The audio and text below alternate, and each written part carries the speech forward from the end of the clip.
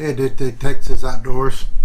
I wanted to do a little something different on this video and do a little narration that kind of ties into what you're seeing on the video, what's going on. So I had the opportunity to go by myself. It was early May, and it's pretty calm. I like a little bit of wind, but I had the opportunity to go, so I went.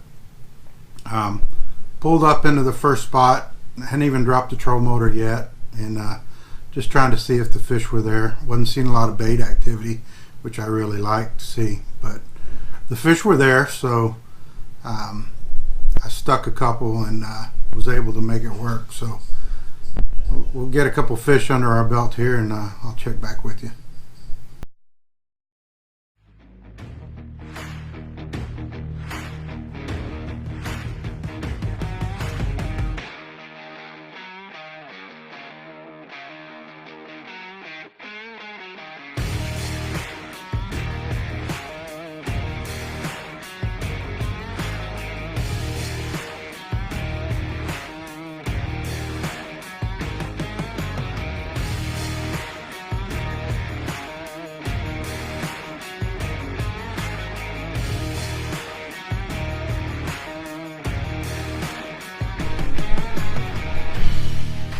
As you can see, not all of them are making it in the live well.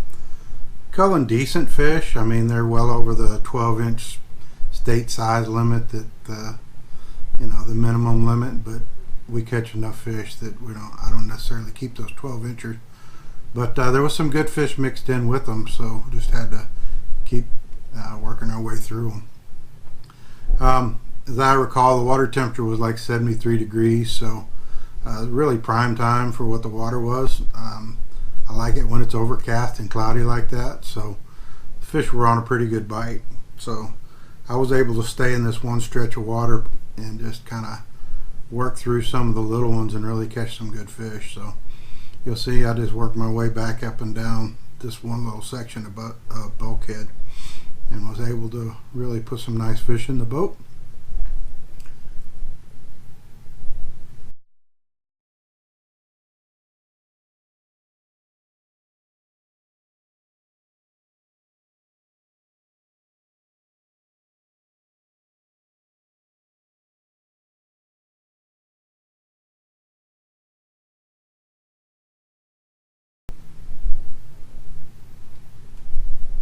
That was a pretty nice fish that just came in the boat there. I got to play around a little bit with some different camera angles when I'm by myself, so get to have a little bit more fun.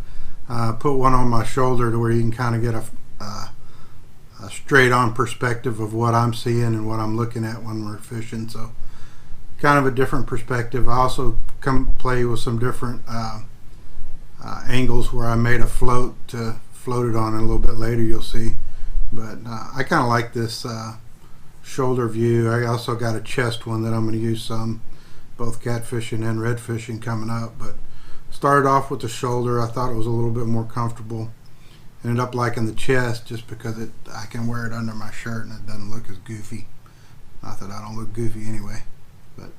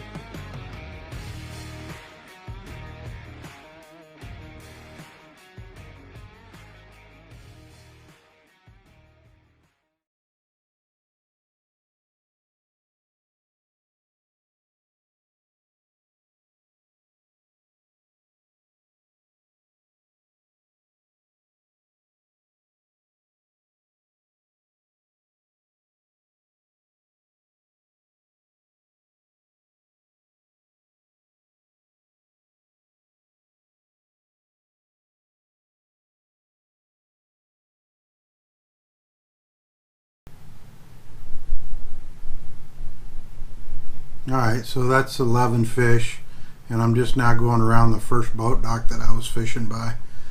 Sometimes I kind of got to move around. The catfish will run up and down that bulkhead. So I've moved one dock ahead and I'm back catching fish again. So I've moved less than 50 yards up the bank so far, and I'm on my 12th or 13th fish. So kind of put it in perspective for you.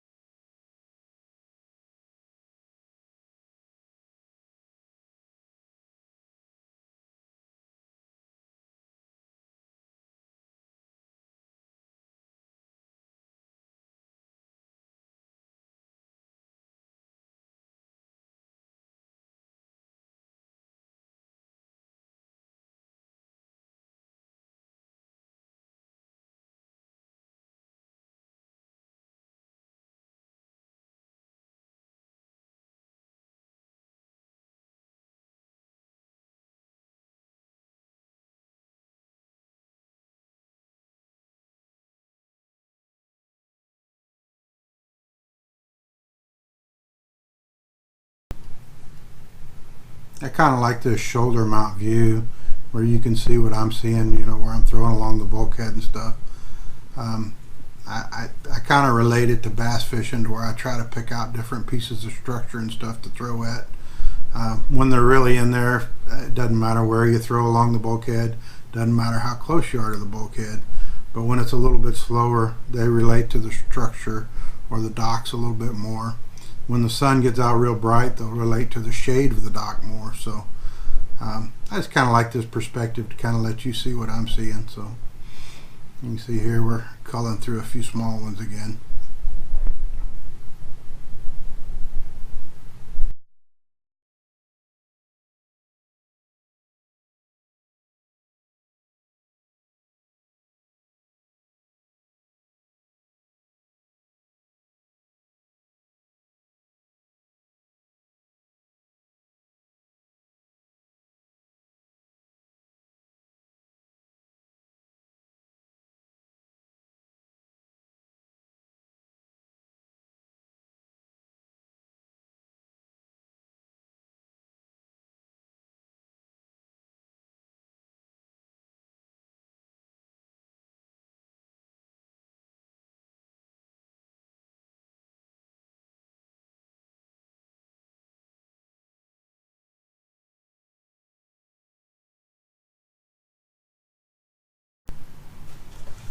Alright, so we're up to 17 or so now, and you can see cold 6 or 8, so only got like 11 in the live well. But this is where I introduce a new camera angle to you.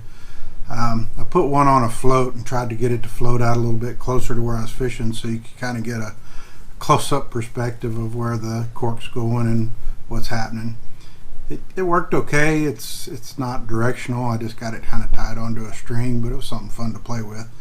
But one of the neat views that I like that it gave us is a view of looking back at the boat when it floats out in front of the boat.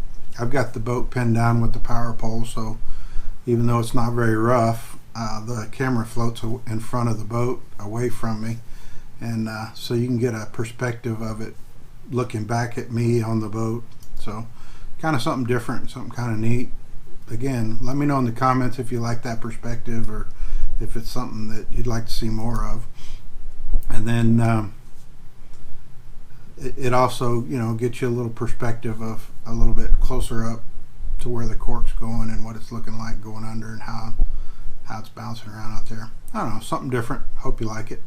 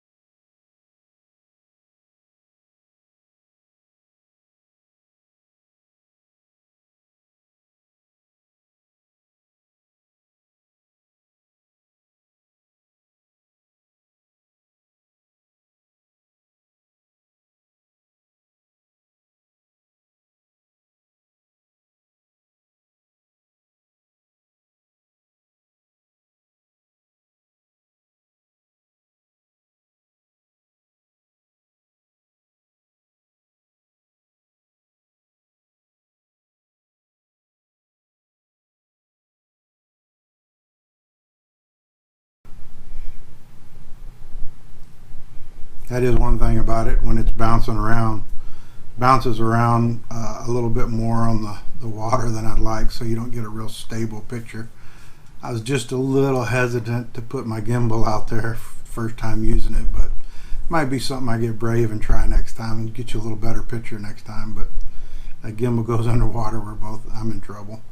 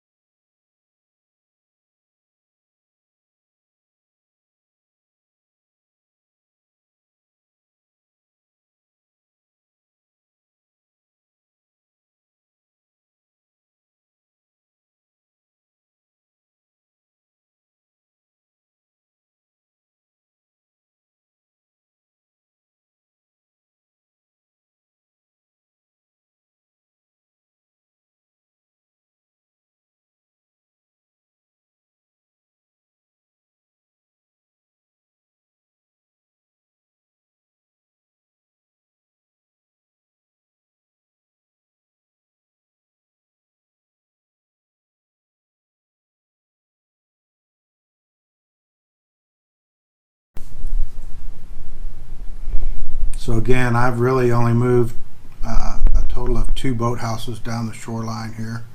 There's nothing in particular on here. It's mid-lake, mid-May, mid-lake, kind of the way it works for me as I work my way down the lake. So an area I just like to frequent.